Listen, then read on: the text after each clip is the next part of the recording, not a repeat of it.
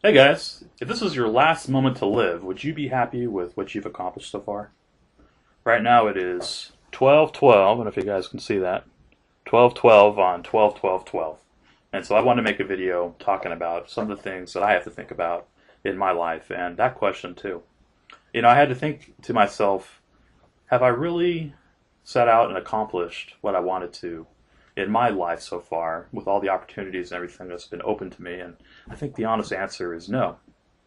Um, I am kind of an artistic person. I could have gone that direction, but I've really put myself into a wider scope of things, business and everything else. And I had a friend one time that said, hey, you really have to close some doors, some opportunities in your life to be focused and do well at the ones that you are most passionate about. And that's how you really excel and get ahead. And, I didn't really give that a lot of thought and a lot of merit at the time.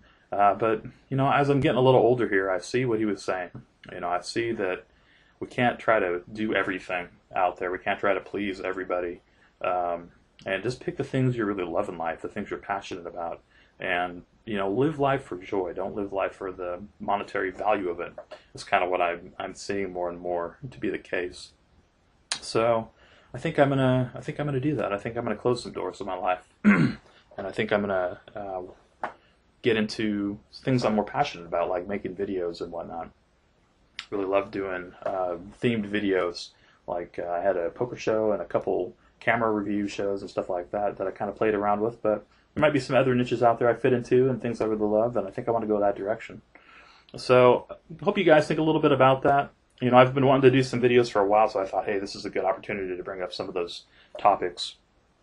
Um, One of the videos I want to do in the future is about how our society has kind of progressed into this lower class, upper class rift, and how some things in our policy are so ridiculous. Like just a while back, I was at an event downtown, and they were talking about how you'll get fined now for giving to the homeless. I'm like, really? We should have the right to give to whoever we want to without having to worry about getting fined or having it being against the law. I mean, what happened to our freedom of speech in this country? So I'll show you a little clip from that outing. You probably have heard about this city ordinance to stop people from feeding people in need. People have heard of this, right? Yeah. So this is coming up to City Council this on Tuesday coming up.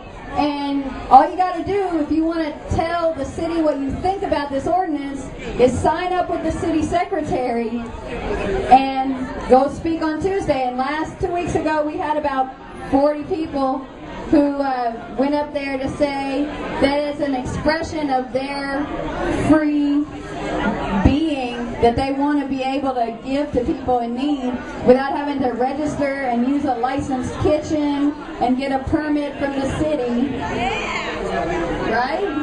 Thank you. Somebody's listening. It was an art event downtown, and they had some people from the 99% movement out there, and they were just giving some talks about things in society. And it's kind of eye-opening. You don't really hear those kinds of things covered in the news as often, especially when it comes to, things like you can't give to the homeless person. That's ridiculous to me.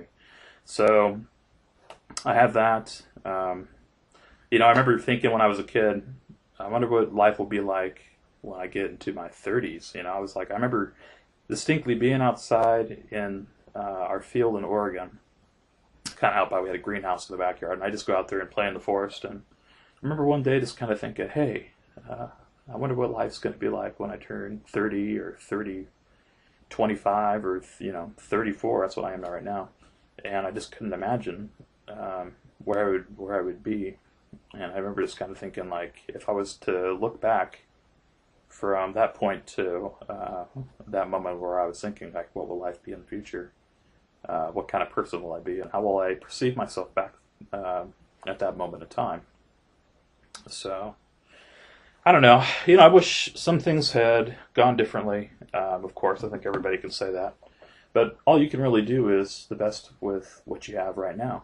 And so I plan on doing that. And just want to do the best I can with the rest of my life, because you never know when you're going to have one of those last moments in time, like this, 12, 12, 12, 12, 12, even though it's just numerical. It has some significance, I guess, theoretically. It's more of a time stamp kind of last moment, whereas you'll have different last moments in time. You know, the last time you ever see a loved one of yours, or the last time you get an opportunity to maybe get a certain job that you wanted, or go to that school that you always wanted to attend, or whatever it is. So my message is basically, prioritize what's important to yourself. Make sure it's something you're enjoying with your time, and do the best you can. So when you do have some of those last moments in time, and it comes down to the moment of truth, you can say, hey, I really did what I wanted to set out to do, and I'm proud of myself. So anyway, guys, short little video. I will show you some clips and whatnot from that outing I was talking about at the downtown art gallery, and hope to see you guys soon. Thanks for watching. Please thumbs up and subscribe if you would like to. I'll be giving more little talks like this periodically whenever I feel the need to say something that I feel is important.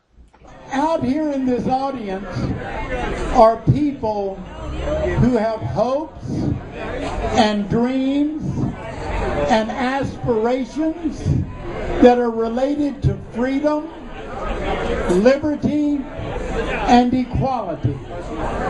There are folks in this audience that care about the people that are shunned every day because they don't have enough papers or the right papers. There are people in this audience who have struggled to overcome the guilt and the shame of the mistakes they have made in the past. I never meet anybody that doesn't know within a few minutes that I'm a queer ex-convict. Why would I do that? Because I want to show you that no matter what you've had in the past, no matter how poor you have been, no matter what the circumstances, you and you alone deserve an opportunity to improve this world. And you alone have all that it takes to make that happen. I don't care how many papers you have, or how many papers you don't have, or where you were born, or what language you speak, or how you walk, or how you dress. Your freedom is important to me, and none of us will be free until all of us are free. Thank you very much. Have a wonderful evening.